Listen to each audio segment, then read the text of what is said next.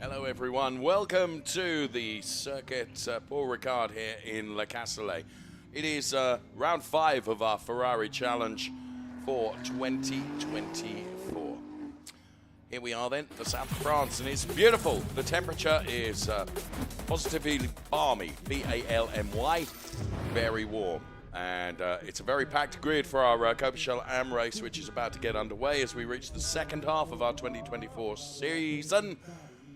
As you can see, having been to Mugello and Balaton and Jerez and Portimao, here we are in Le Castellet and Nürburgring to come with Imola rounding out the season for 2024. So the Paul Ricard circuit then is a test for our drivers. We have 5.842 kilometers, 15 turns, 6 of them are left and 9 of them are right-handers. It was built in back in 1969, and the first race was held in 1970. We are around 50 kilometers from Marseille, as near as makes no difference. So there's a little bit of wind around, thankfully, which takes some of the 30-degree temperature out, but the track temperature is 50 degrees, as you can see. 6 kilometers per hour of wind. 50 and 30 then. What a temperature combination across track and air. My goodness me, it's hotter than a hot thing. And equally is my co-presenter, commentator, voice, Nico Spalek, alongside me. Hello. Hello. That took me a little bit by surprise, but there we go. It's 50% track, 30% air, 100% Ferrari racing, and yes, we've had 2 magnificent races already, and this is going to be just as good and equally good was the racing in Portimao just a few weeks back. We will have a look back at those races now. Yes, at the Algarve circuit then, it was Zoe Scrimpias and Eric Chung right at the start of the race who meant business, and Eric Chung, well, he put himself ahead of Zoe Scrimpias momentarily. Zoe Scrimpias coming back at the hairpin and did get through, and he took the race win, and he was delighted. It was Eric Chung P2, and then going into the second race, well, new into the Ferrari Challenge this year, Jan Sandman. He was having a real go, and Andreas Koenig losing out there to Andrea Levy, but no one would lose out to the 186 driver, and that was Jan Sandman on the top step of the podium. So there is Mrs. Eric Chung, who has the fan. I don't know whether that's to benefit Eric or benefit Mrs. Chung, but she's trying to keep cool down there on the grid. He's very warm indeed in those cars, and you can actually see the Jan Sandman car lined up behind Eric Chung, because Jan Sandman will be starting from P5 on the grid. So Mrs. Chung, Eric Chung, a long-standing member of the Ferrari Challenge, who's raced not only here in Europe but also in Asia Pacific, in the Asia Pacific Series when that existed. It's now the Japan Series, and has also contested one race in North America as well. So he's a well-traveled racer, is Eric Chung, and he goes from P3. Shintaro Akatsu just besting him for P2, but Zoe Scrimpias, who, may I say, going from pole position, is going from, or going for, should I say, yet another win. His debut in motor racing and in the Ferrari Challenge has been something extraordinary, as he has taken some 4 wins. He's been on the podium every other race bar one, which was a race that he didn't finish. So his debut into motor racing and the Ferrari Challenge has been something of a dream story, as Shintaro Akatsu then, who goes from P2 in the 115 car. Now, Shintaro Akatsu has had a real seesaw of a season. Unbelievably, hasn't been on the podium here, and I find that really, really difficult to understand, but he hasn't. He's we take a look at the Roland Hurtner car. And I was talking to Andreas Koenig, who's starting from much, much further back on the grid than he would like. He's P10, and Andreas just couldn't get it together in qualifying, Nico, and therefore finds himself starting much further down the order than he would like. But the one thing we've learned about Andreas Koenig is he knows how to overtake. Yeah, absolutely, and he is certainly one that we will have an eye out on when we get this race underway. Shintaro Akatsu, you mentioned him, very entertaining already, and he's been over the podium just by the smallest of margins a number of times, and from the front row he will certainly look to rectify that wrong and get onto the podium. And we could, it was a little bit dark inside the cockpit in that shot, but you could see how excited he was and how emotional he was, and really, really good to see that, and you know, just a testament to his character and what it must be like to be a racer here in the Ferrari Challenge. Yes, it's only something I can imagine, given that I am the voice rather than a racing driver, and probably that will always stay that way, I would think. No one has gifted me the opportunity to drive one of these wonderful 296 Challenge cars yet, and it's probably a jolly good reason for that, isn't there? Andrea Levy that we're looking at right now, and there is Roland Hurtner then. Roland Hurtner driving for the Gome team, of course, and Roland Hurtner, who's really, really coming together now in terms of his driving, and he's another driver that is probably overdue a podium, if I'm honest with you, so we'll see if he can right the wrongs of that this weekend here at the Circuit Paul Ricard. The very colourful Josef Schumacher car you can see to the left-hand side of the screen as we take a roll down the pit lane, if you will, not the pit lane, the start-finish straight where the cars are lined up on the grid. And great to see these. Hassan Debussy to the left-hand side there. There's Henrik Kamstrup on the left-hand side.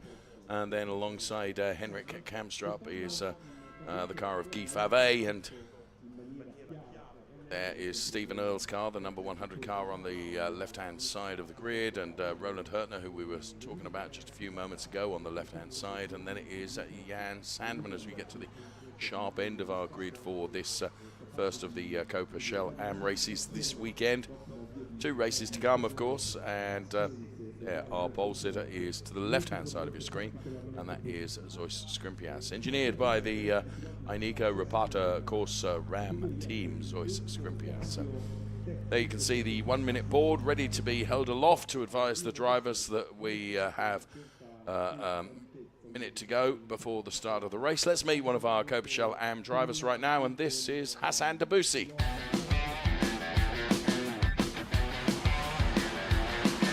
The Ferrari family in the Europe season, and I believe it's all over, not only in Europe season, gives you a feeling that you're not only among your little family, but also among your big family. From the drivers to the teams, whether your team or the teams around you, whether the drivers within your team or the drivers from other teams, we are all one family. To be honest, to the mechanics, to the commentators, to your good self, to everybody around us.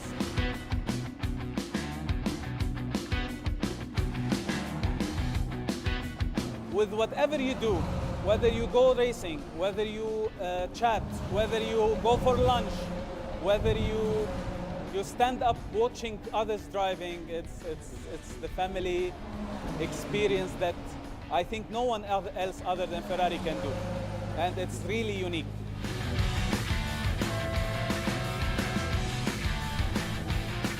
I hope that we always see each other on the track and in a one time, hopefully soon, on the podium. Hassan Debussy then, who we first met at the Ferrari Winter Challenge in the Yas Marina circuit in February this year. And he was so enticed by the Winter Challenge that he decided to race in the Europe Series for the entire season. And he's been a very, very welcome addition. 30 seconds away from the start of the race. And I should make mention of the fact that Hassan Debussy was very kind to us in that piece, but also, of course, is very good friends with a long-standing Ferrari Challenge driver, and that is Tanny Hanna.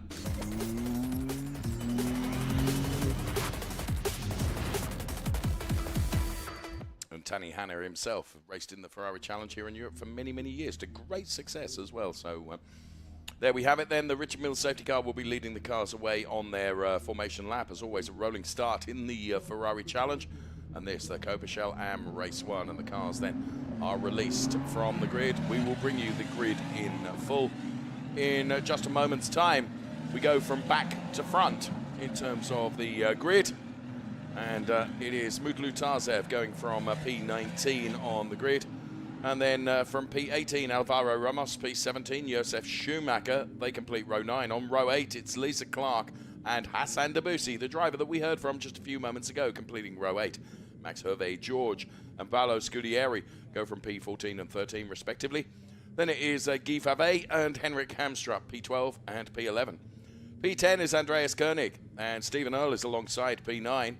And then to row 4, where we find Talal Shayer and Roland Hurtner going from P8 and P7.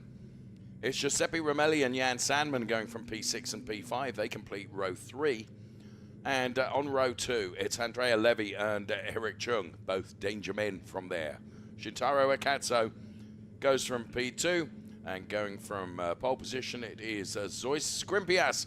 It's another pole position as we hear from him right now. Hello again. La Castellet is a beautiful track, very technical. I really love it. I really love it. The car, as always, is fantastic. We work with the setup, and I think it's the best car I ever had the whole season. So very happy, super happy for my teammate Sintaro for the second position, and looking forward for a nice fast race. Thank you. Good luck to you, Zeus Skrimpias. You've done all the hard work in qualifying and you put it on pole position. And as he said, hello again. It's not the first one, Nico. It's been a remarkable success story for Zeus. Yeah, absolutely. He, the rookie, defies all expectations, defies all logic, and puts it onto pole position once again. And he said it alongside Shintaro Akatsu. He's a teammate, also engineered by the Ineco team. So will that mean that the two will harmoniously float through turn 1 and 2? Probably not. Will that mean that they might be a little bit more cautious than others would be?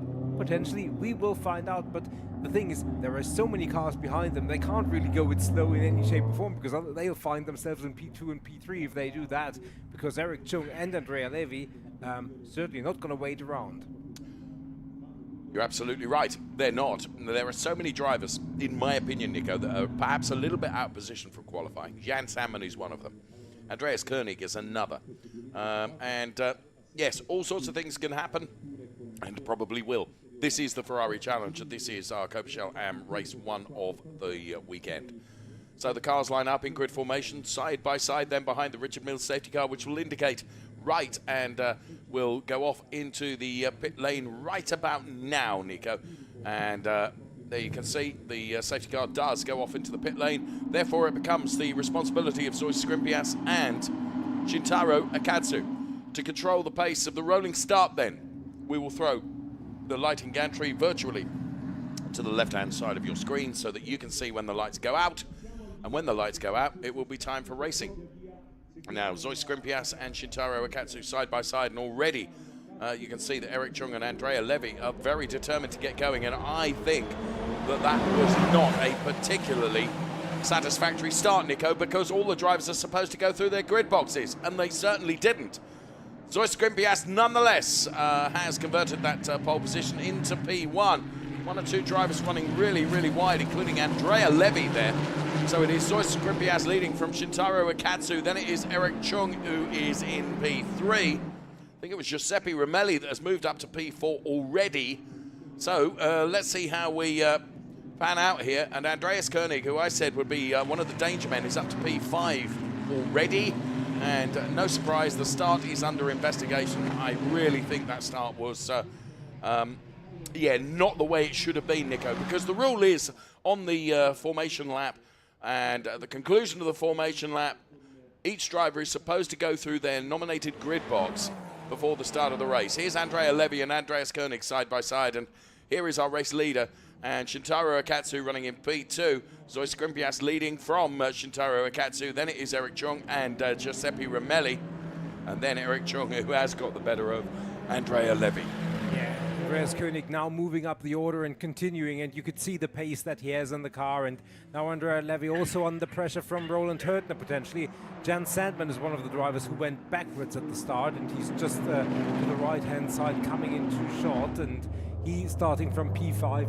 He has been pushed down into P8, and Andreas Koenig now having put his sights and crosshairs onto the Giuseppe Romelli 172 car, which is running in P4, and you can see there is a big gap between P3 and P4 already. So for Andreas Koenig, if he wants to aim for a podium, you know, the quicker he can dispatch of the Giuseppe Romelli car, the better for him. Quite a battle going on between Andrea Levy and Roland Hurtner there, as they are side by side, and they remain side by side through this chicane.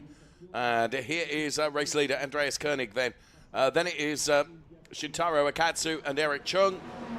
They put the first lap in the book then. And under real pressure is Giuseppe Romelli from Andreas Koenig and also Andrea Levy. Then it is Jan Sandman and Roland Hurtner and Henrik Kamstrup and Stephen Earle then occupy the top 10 positions thus far. So there is Paolo Scudieri in the 101 car. And Paolo Scudieri currently running in P12, as the graphics indicate on the left-hand side of your screen. There's Talal Shaer chasing down Stephen Earle and Henrik Kamstrup. So Andreas Koenig then having dispatched the Andrea Levy car, as Nico has quite rightly said, as Levy runs wide and Jan Sandman is able to go through. So that's another position gain for Jan Sandman, who goes up to P6 now, having gone back right at the initial stages, the first part of the race. So Andreas Koenig then chasing down the Giuseppe Romelli car. And here we can see, my goodness me, Andrea Levy threading his way past there. How did he manage to scrub the speed off? That was remarkable, Nico. Yeah, Jan Sandman on the inside, and I think he believed he had the inside line covered off, but as you said, Andrea Levy kind of went to the outside and around him before even the braking zone and the turning in point was reached. And Henrik Kamstrup is there? Yeah, and that was just a little touch side by side, and the car was just being very, very light at that moment, and that was all that was needed to unsettle the car and spin it around. As good avoidance of any barriers or any other cars by all our disciplined competitors. And Shintaro Akatsu has managed to stay with Zoe Scrimpius for the time being. And now, as we will take a look at the restart, we get our first penalties announced. Right, here a replay of the start sequence then, as they rounded the final turn and headed towards the lighting gantry. Now, as I said, all the drivers are supposed to pass through their grid boxes, and a number of drivers, in my opinion, did not go through their grid boxes, which is why we'll see some penalties awarded in just a moment, I think. And there you can see that certainly Zoe Scrimpias remained ahead of car of Shintaro Akatsu. But a number of drivers then going to be penalised for incorrect starting alignment, as they all tried to make hay while the sun shone right at the start of the race. Well, unfortunately, the eyes of the race stewarding panel are on you, because they have the ability to look at many, many more camera angles and also data as well. And inevitably, there were one or two drivers that were not where they should be. And one of those, I believe, is Stephen Earle, who will pick up a drive-through penalty for incorrect starting alignment. And he wasn't the only one, so we will see. I'm sure those penalties will be put on screen after we've seen the sequence of replays. And here we can see Henrik Kamstrup then just going around, and Stephen Earle doing a very good job avoiding the spinning Henrik Kamstrup car.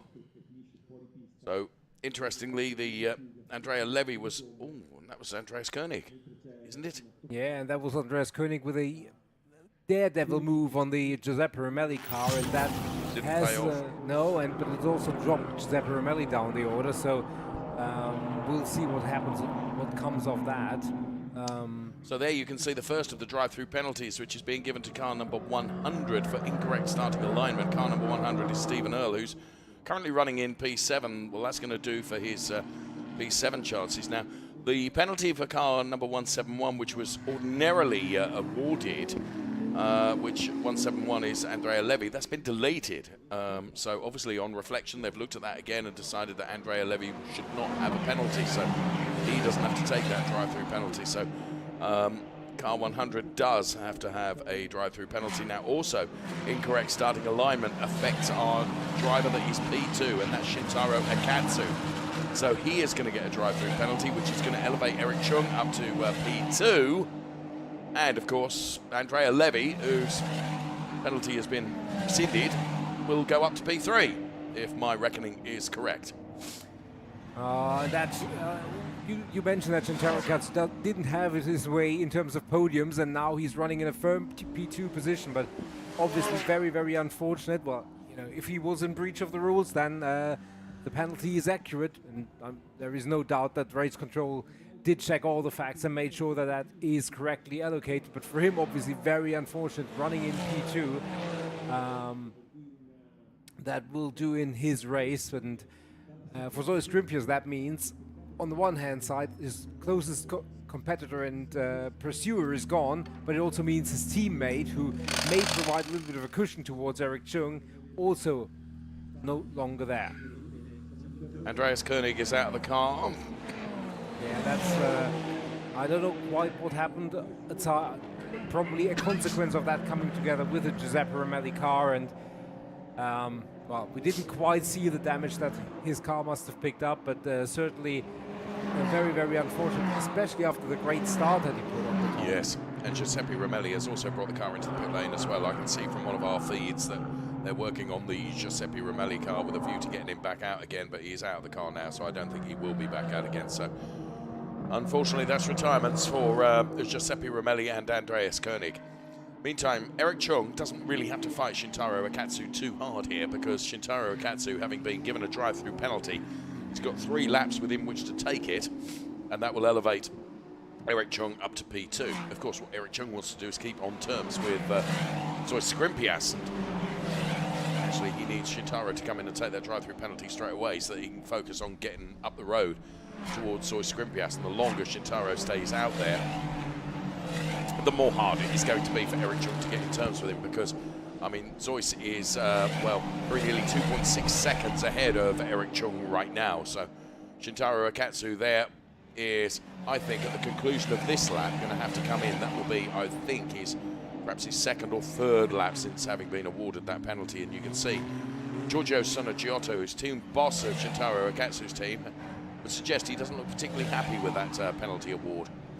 But as Nico has said, Race Control have the ability to look at much more data and camera angles than we do, and therefore feel that his starting position was incorrect, and therefore that's why he has picked up that drive-through penalty, the very car that we're looking at. And there you can see confirmation of the drive-through penalty on screen, put there by Race Control. So Eric Chung, whilst P3 on track nominally, is actually going to be P2 by the time Shintaro Akatsu has come in for his drive-through penalty.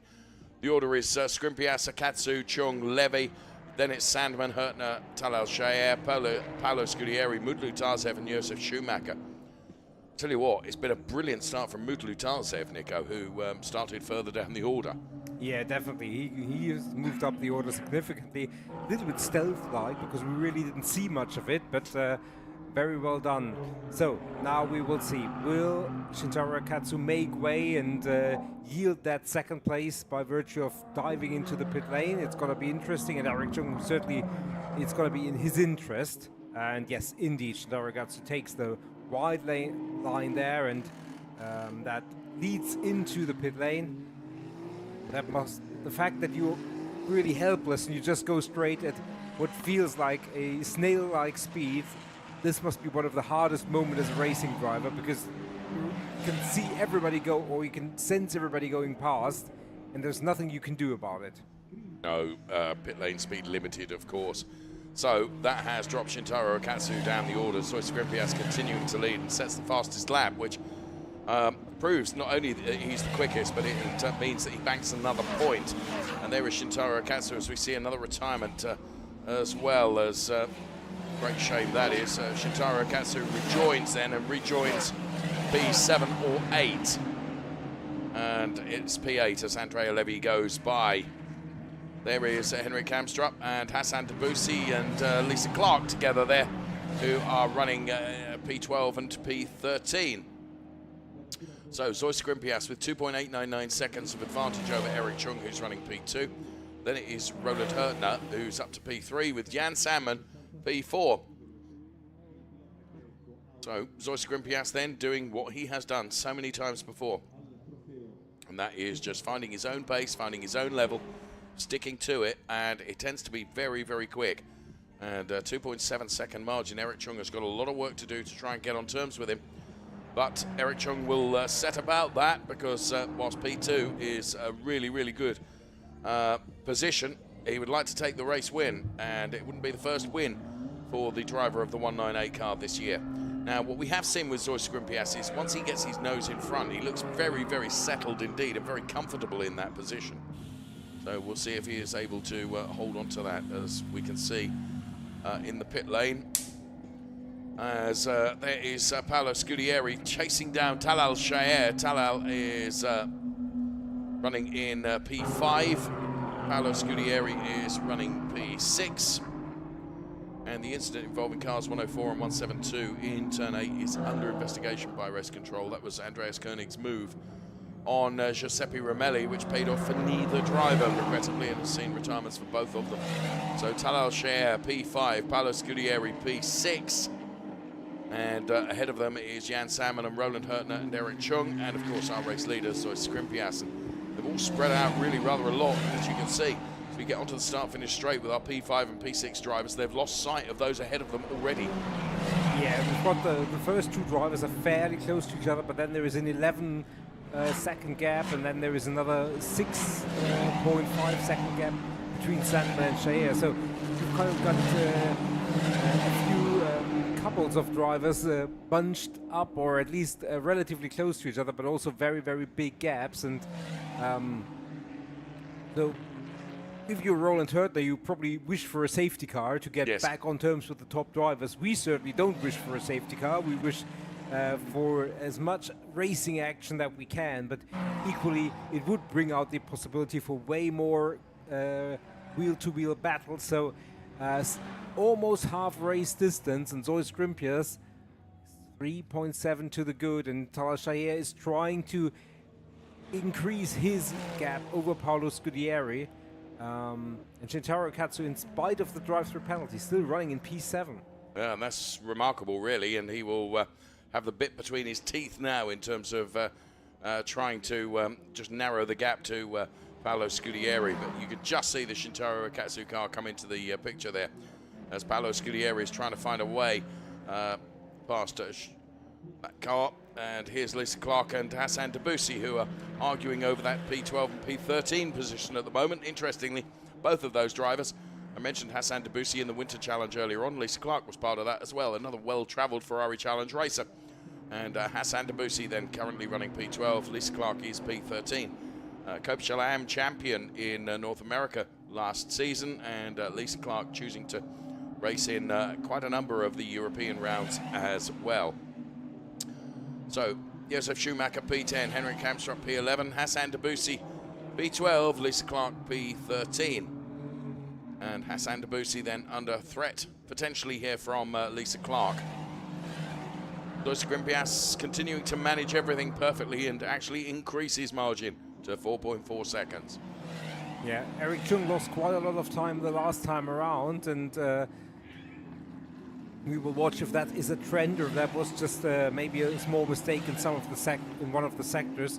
But certainly a big loss of more than 2 seconds on the last lap, as Josef Schumacher is now picking his spot and going on the inside into turn number 1.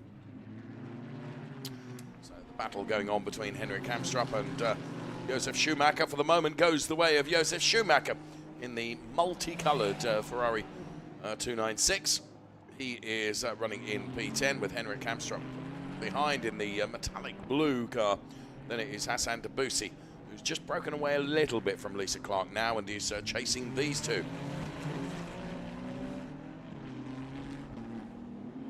Rounding that sweeping turn then the left-hander before this very, very long straight here at the Circuit Paul Ricard. We're in Le Castellet, the south of France, and Henrik Kamstrup tracking Josef Schumacher for all he's worth. He's going to try and dive to the inside and get the late braking done into the chicane. I don't think it's close enough. Well, he takes a look, but wasn't quite close enough, and Josef Schumacher rotates the car nicely. Now Henrik Kamstrup goes for the undercut, but it's not there for him. And Hassan Debussy is just waiting to pounce, I think. And there is Stephen Earle. Now, bear in mind, Stephen Earle, who's been through the pit lane as well, finds himself now running in P14 with Alvaro Ramos behind P15. We've lost Moud Lutazev, Guy Favet, and Giuseppe Romelli and Andreas Koenig. Let's see what happened to Guy Favet or indeed Alvaro Ramos, but they're out of the race. And Hassan Debussy is looking lively here. So Henrik Kamstrup, again, on the tails of Josef Schumacher. And this is the fight for P10. And Henrik Kamstrup, the more he attacks Josef Schumacher, it leaves himself vulnerable a little bit for an attack from Hassan Debussy. As you can see, Hassan Debussy is able to try and take lines here. But Josef Schumacher, whose progress chart, as you can see, is up 7 places. He's done a very, very good job, as Hassan Debussy up 3 places in the race so far. So Skrimpias, Chung, Hurtner, the top 3. Meantime, this is perhaps the closest battle as Stephen Earle dives to the inside of Lisa Clark now. And unfortunately, that didn't pay off for Stephen Earle. He loses the back end of the car. He goes around. He'll get it pointing in the right direction again very quickly. And here comes Hassan Debussy on the inside, potentially of Henrik Kamstrup here. But for the moment, Henrik Kamstrup is able to show a clean pair of heels to the car of Hassan Debussy. And Josef Schumacher, who's had to defend for all he's worth for lap after lap after lap, following Henrik Kamstrup's attention to the back end of his car in terms of trying to find a way by, but thus far has not been able to do so. So, this P10, 11, 12, and 13 remain as they were for another lap, but you can't help but feel within the next 11.5 minutes plus 1 lap, just maybe, it will change. So Schumacher then, a wider line there, allows Henrik Kamstrup to go through around the outside. I think Josef may have just missed his braking point. And that was enough, and Hassan Debussy has gone around. And that's really regrettable because he was doing such a good job there and he was right in the mix. He returns to the track. Stephen Earle, I would think, is going to have enough pace to be able to get past Hassan Debussy. But for now, Henrik Kamstrup has got by Josef Schumacher, so there is a change there. And, yeah, I just think Josef was... well, this was an earlier incident when Stephen Earle went around. He'd got to the inside of Lisa Clark, but that wasn't the... line that he needed, and there you can see it from a different angle. And Henrik Kamstrup ahead of Josef Schumacher now after many laps of trying to do it, and that was Hassan Debussy going around. It would have been good to see the replay of the overtake, really, just to pick out where Josef Schumacher, whether it was just a missed braking point that played into the hands of Henrik Kamstrup. Right, Roland Hurtner is under pressure here, and this is for the final podium place. Jan Sandman, who took his first win in the challenge in Europe at Portimao, would love to be back on the podium again. He's coached by Charlie Hollings, who will be on the radio to him right now, and he will be trying to put the pressure on Roland Hurtner. To say Roland Hurtner has been such an improved driver. It's really great to see the progression he's made in the Ferrari Challenge, particularly this 296 Challenge car, which I'm told by every driver is a very, very forgiving car to drive. Blisteringly quick, but a really, really good drive car. And, well, Roland Hurtner is certainly seemingly at his best right now. So it's Zoe Skrimpias from Eric Chung. Then it is this battle for P3 between Roland Hurtner and Jan Sandman. So Jan Sandman then just trying to reel in the Roland Hurtner car. Now, incidentally, Roland Hurtner, driver of that car, number 159. Engineered, of course, by Gome and Engstler. And Luca Engstler is actually here in a sort of driver, coach, advisor position this weekend. And Luca Engstler knows a thing or two about motor racing, Nico. Yeah, definitely. I may have come across him, or that you may have come across the name of Engstler Racing, and obviously his father Franz was champion last year. It's going to be back at the Nürburgring, Luca tells me. Very good. Actually, these two drivers, Roland Hürtner and Jan Salmon, are arguably quicker than our top two drivers. Not by much, but they certainly have stopped the gap from getting any bigger. And also Eric Chung is slightly quicker over the last few laps than Zois Skrimpias. Now, is that Zois just managing the gap? It's now down to 3.5 seconds, so still very much a safety cushion for Zois. But you never know, and this battle certainly looks like it is heating up. And Jan Sandman, who dropped down the order at the beginning, is now really trying to move back up the order, and the podium position for the moment looks like the potential reward for him. You're absolutely right. So Skrimpias Chung. Now this is Shintaro Akatsu on the back of the car of Paolo Scudieri. And this is, I mean, it's remarkable actually. This is for P5. Now bear in mind that Shintaro Akatsu has had a drive-through penalty. And to still be able to be challenging for P5 following a drive-through penalty is really good going by Shintaro Akatsu. So Paolo Scudieri, Shintaro Akatsu then heavy braking into this uphill chicane that they go through right now. And Paolo Scudieri holds on to this P5 place for the moment, but there is no doubt about it, the Shintaro Akatsu is quicker. It's all very well being quicker than the car in front of you, Nico. You've got to find a way by. And that's not so easy on this Paul Ricard circuit, as Shintaro Akatsu takes a completely different line. But finding a way past Roland Hürtner is Jan Sandman, so that gives him a potential podium place as Jan Sandman has gone through, and that's a back-marking car, and that I think is the back-marking car of Talal Shayer. And Talal has brought the car back into the pit lane, so. Paolo Scudieri and Shintaro Akatsu continuing to fight, and all of a sudden Andrea Levy is in that mix as well. So it becomes a three-way party for P5 potentially, which Paolo Scudieri is the host of the party at the moment, running in that P5 ahead of Shintaro Akatsu and Andrea Levy. So we have got a change from P3 though. Jan Salmon has got by Roland Hürtner. Shintaro Akatsu takes a look at the inside line here. Paolo Scudieri is able to carry more speed though by taking the optimum line. And this in replay is Roland Hürtner and, well, I'm tempted to say there that Jan Salmon kind of had nowhere else to go. I think Meyer for a brief moment had all four wheels off the white line, but it was A, very marginal, and B, I think you're right, there was very little in terms of space that was left to him. So yeah, he had no choice, I don't think. Inevitably, race control will have a look at that, but I tend to believe that your assessment is one that I would share. But we will see. Whatever we feel is a little bit academic. And Andrea Levy, that was king of the late breakers, and he dived to the inside. Fair play to Shintaro Akatsu, who gave him the racing room. Yeah, absolutely, and good driving from all our competitors.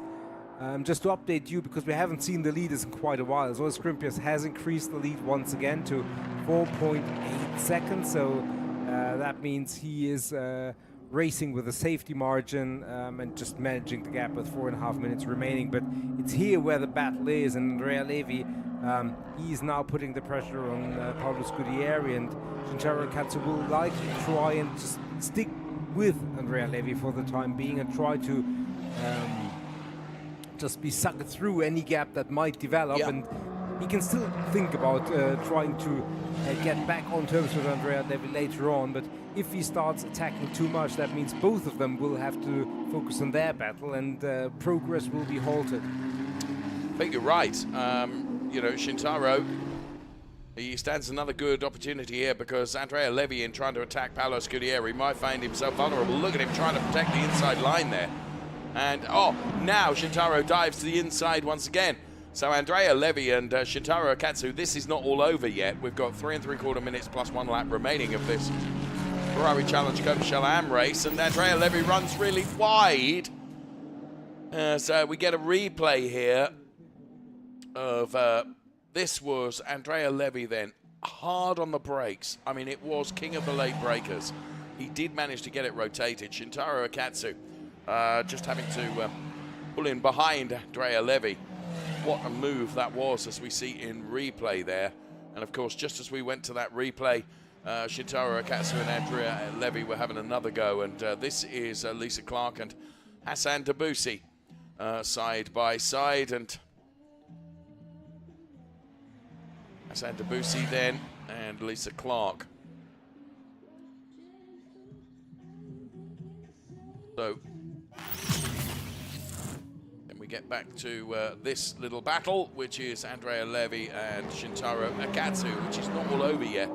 Big beneficiary here is Paolo Scudieri, who, of course, whilst those two are fighting so hard behind him, he's able just to get up the road and maintain that P5 position. However, fight for P6 and P7 is far from over yet, because I don't think Shintaro Akatsu is going to take this lying down, you know. And Andrea Levy is, of course, trying to attack Paolo Scudieri, but the more he tries to attack Paolo ahead of him, more he makes himself vulnerable to the very hard-charging Shintaro Akatsu, who wants to come back at him, and taking a completely different line to Andrea Levy there in the hope of being able to so do. Thus far, he's not been able to do that. That's Herb George is not so far from getting on terms with them as well. So for P3, it remains Jan Sandman, having got past the car of Roland Hurtner. So another potential podium for Jan Sandman. So Scrimpias leading, as Nico has said, managing the margin perfectly, is up to 6.3 seconds now from Eric Chung. So Jan Salmon has moved up 2 places, Roland Hurtner up 3. Paolo Scudieri, Nico, up 8 places. And Andrea Levy and Shintaro Akatsu, both big losers in terms of the progress from the very start of the race. But part of that, of course, is drive through penalties. Yeah, absolutely. Just a brief look with a minute and a half remaining. None of the front runners really in danger in terms of track limit penalties, so they can all focus on what's exactly ahead or behind them and just try and attack or defend as appropriate, or in the case of Andrea Levy, both. Yes. That's exactly what he is having to do. He's in that position of being a hunter, but being hunted at the same time. And I mentioned that Paolo Scudieri is the man that's rubbing his hands with invisible soap, because this is all playing into his hands. He's just able to focus on what he's doing, not having to look at the rearview screen very much. Oh, Shintaro Akatsu takes a look at the inside of Andrea Levy. And he's done it, and he's really, it was very late, a very late launch, and he went very deep into the corner, but by virtue of his car being basically across the track from where Andrea Levy wanted to turn in, there was no way for Andrea, and he had to wait and then turn in, and that was enough for Shintaro Akatsu to get back on terms with Andrea Levy. That was almost a carbon copy of what Andrea Levy did to him, wasn't it? Effectively, yeah. So he learned that, didn't he? Absolutely, and so he's moved up the order, and now Paolo Scudieri has to Ciao, I would suggest. watch out again for another car behind him. It Yeah. hasn't really changed his situation, just the color of the jeopardy or what's behind him. Still, time has expired. That means the current lap plus 1 more, because I think Zoe Scrimpias finished his previous lap before the time hit the quadruple zero. So it's the remainder of this lap plus another one, and Zoe Scrimpias, his lead 5.4 seconds. Jan Sedman 0.8 over P4 Roland Hurtner. So this is where things are happening.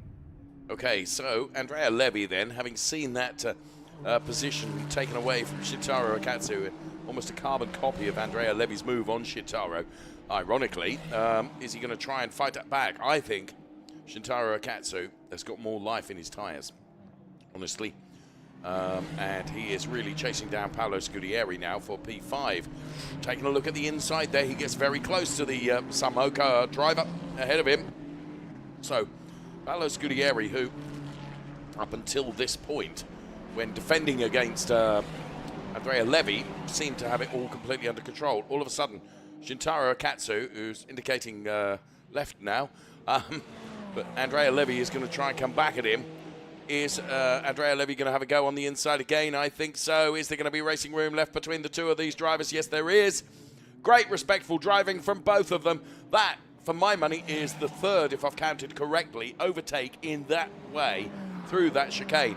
Extraordinary. Yeah, so indicating left, Yes. let's do anything for Shintaro Akatsu in that case. So, well, I just say let's wait for the next lap, which is going to be the final one. So, Yes. who's going to have the last laugh? I guess at the very front, the last laugh is going to go the way of Zoe Scrimpias, even though over the last lap, Eric Chung has reduced the deficit by 2 seconds, but I don't think it's going to be enough. And there you can see, confirmed by the graphics, Zoe Scrimpias starting the final lap of this race. So Zoe Scrimpias ahead of Eric Chung, and there's Jan Sandman ahead of Roland Hertner. So they are the top 4 cars that you've seen on the screen now. Before we get to this phenomenal battle as Andrea Levy runs really, really wide, and that plays into the hands almost of Shintaro Akatsu.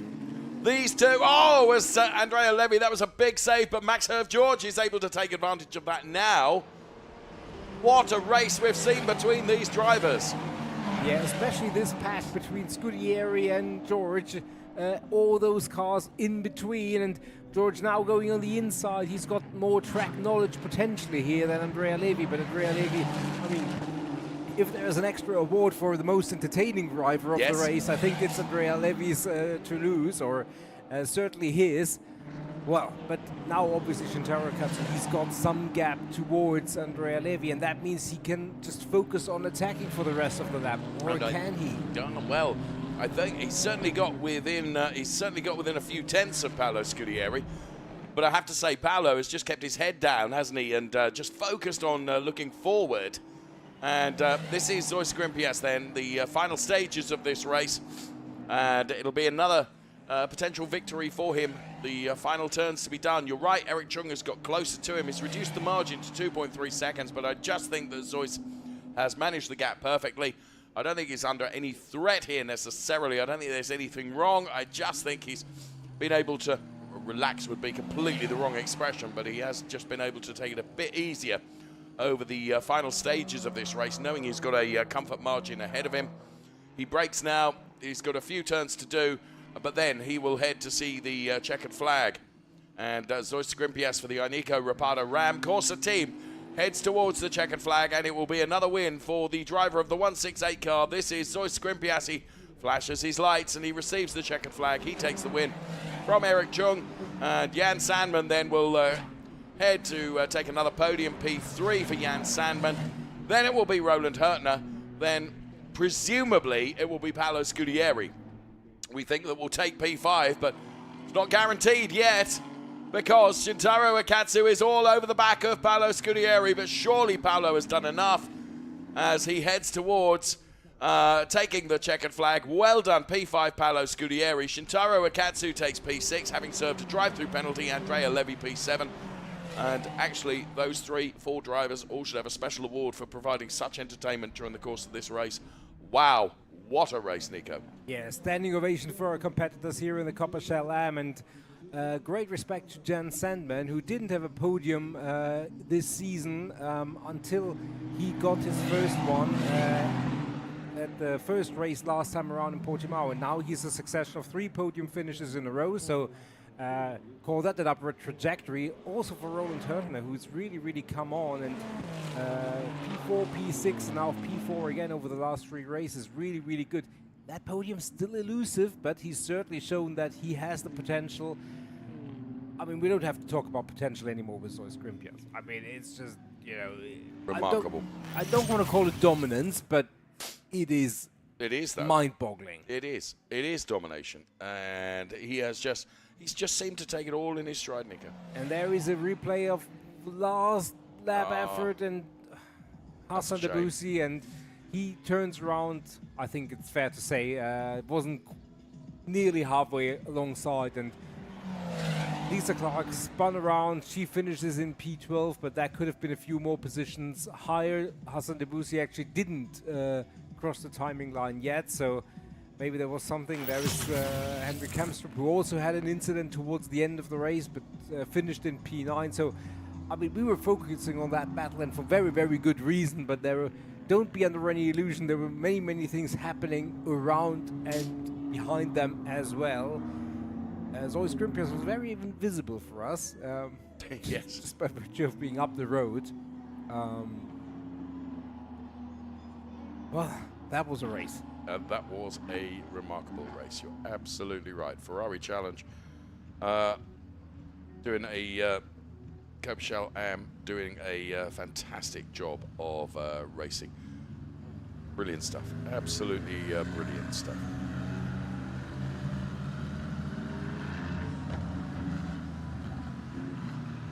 So the cars then making their way back into the pit lane and then to the Parc Fermé area.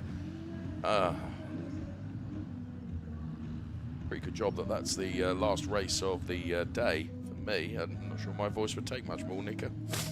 We would get through, and Zoe Skripjas is greeted by his team underneath the podium, and you know, his favorite parking position, the one with the one in front of it. Knows it well, doesn't he?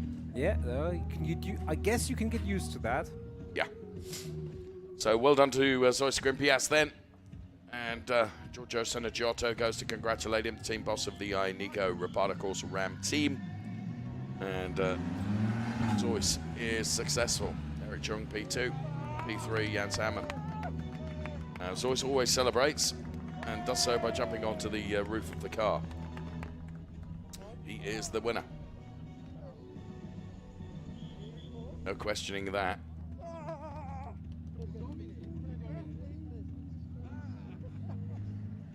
So let's take a look at the confirmed classification then.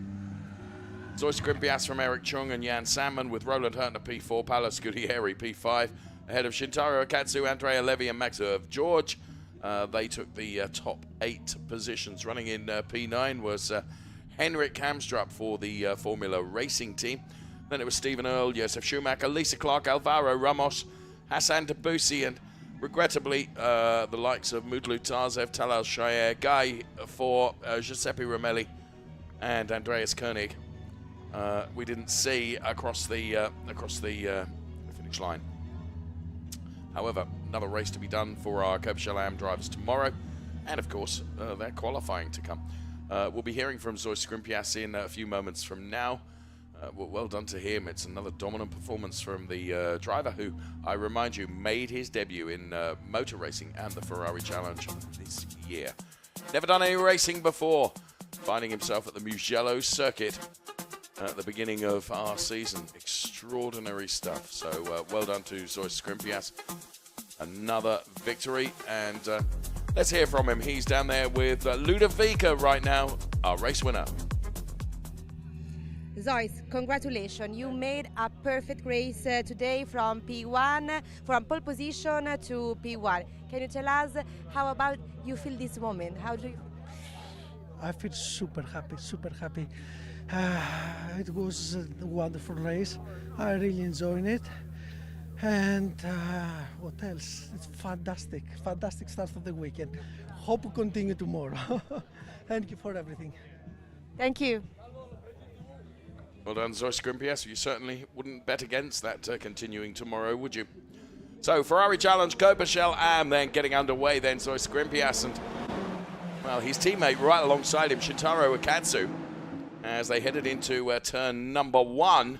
And Shintaro Akatsu having to settle into that P2 position. Andrea Levy running a bit wide, and trying to make progress was Andreas Koenig. And, well, there were some incredible overtakes, including that one from Andrea Levy. He did a brilliant job there into the chicane, just threading his way through the other cars. And Roland Hurtner was under pressure from Henrik Kamstrup at that point. However, Henrik Kamstrup would find his car going the wrong way around and found that the big runoff areas here were to his advantage. Now, on Giuseppe Romelli, Andreas Koenig had a go. It didn't work. And Josef Schumacher, Henrik Kamstrup, and Lisa Clark and Stephen Earle were also in battle, and Stephen Earle losing out on that one. Hassan Debussy found himself pointing in the wrong direction. Thankfully, he was able to get it pointing in the right direction once again. And Andrea Levy with a good move there on Shintaro Akatsu, who at this point returned from a drive-through penalty. And Andrea Levy and Paolo Scudieri and Shintaro Akatsu were all having a fantastic battle to find out who would be P5, 6 and 7. And this would rage for the entire race with Shintaro Akatsu going through. And a big sideways moment for Andrea Levy. There were no sideways movements for Zoe Scrimpias, who took the win ahead of Eric Chung, who was P2, and P3 was Jan Sandman. What a race. There is Germana, Zoe Scrimpias' partner, and she will be seeing him on the top step of the podium in just a few moments from now. That's where we will be heading, and that will be orchestrated by Michele Mambelli in just a moment. We are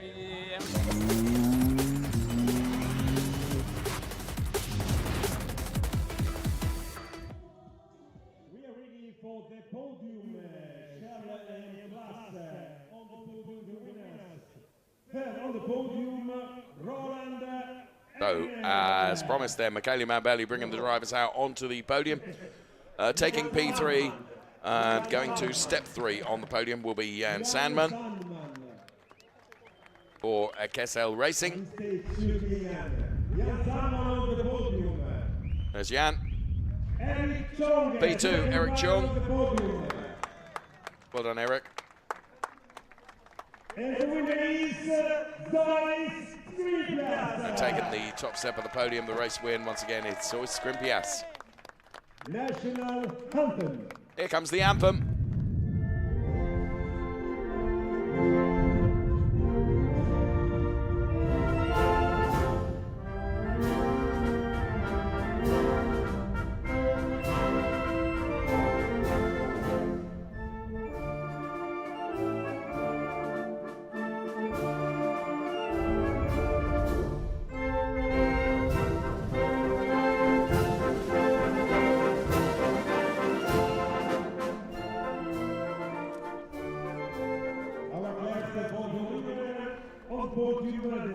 Trophy presentation time then, as baseball caps are redonned. Manu Gosner looking on then. And Giorgio Sonagiotto, team principal, is up there on the podium. And Lilu Wadu makes the trophy presentations, first of all to Jan Salmon, he takes P3. Taking P2, Eric Chung. And on the top step of the podium, and therefore in receipt of trophy P1 is Zoe Scrimpias. Of course, the Inico Rapardo Corsa team will be in receipt of the Coppa Teams trophy. And Giorgio Sonagiotto there receives that. All drivers to the top step of the podium then, with your trophies, if you will be so kind. Photographs are made. And Scrimpias will win the champagne race, have no doubt. Okay, and now Watch, look at this. I mean, he was in a different qualifying session in terms of the champagne race. Top 3 then for Castellet Racing, Jan Sandman banks P3.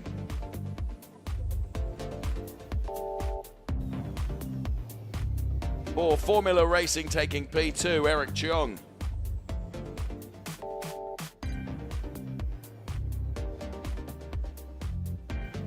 And for the Inico Rapato Corsa Ram team, Zoe Scrimpias. Another victory for the 168 car driver combo.